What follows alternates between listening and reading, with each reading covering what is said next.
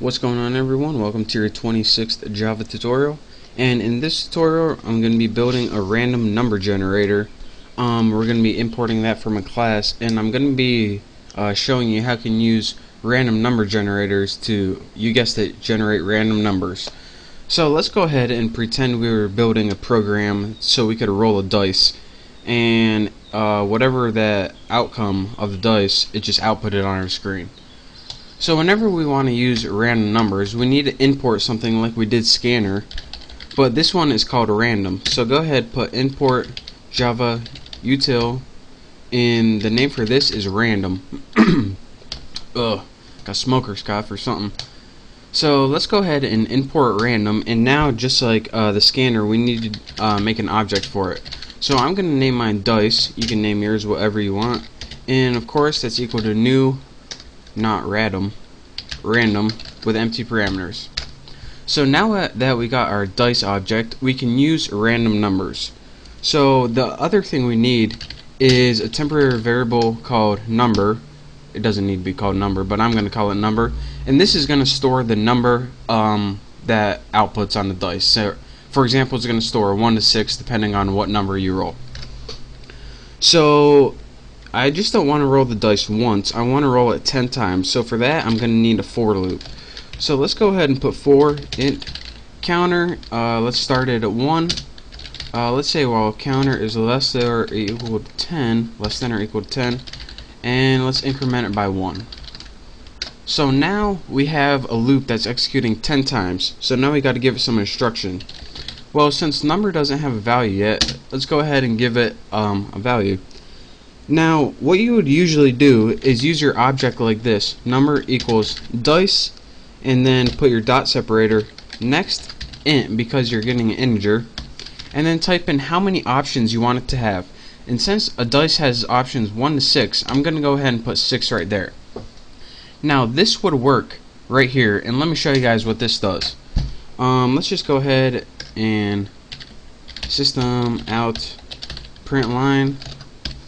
And this is gonna work fine, so you can pay attention to this number plus, and we don't need that other one right there.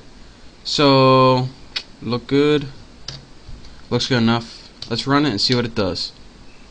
It says 3 2 3 4 5 0 1 1 2 1. Those look like random numbers, but the problem is all of these random numbers, if you couldn't tell, they go from 0 to 5. And why is that? Well, I'm about to show you guys right now. Whenever you use this random number generator and you give it 6 options, the options that it takes by default are 0 through 5 if you use 6. Again, that's 6 numbers, but when it includes 0, it only goes 0, 1, 2, 3, 4, 5. So what if instead of 0 through 5 is your 6 options, you wanted 1 through 6? Which we do want since it's a dice and the dice doesn't have 0. Well, what we would do in this case is simply put 1 plus and then use our dice object to call this. And what this does is it still uses the numbers 0 through 5 in this, but it adds 1 to them.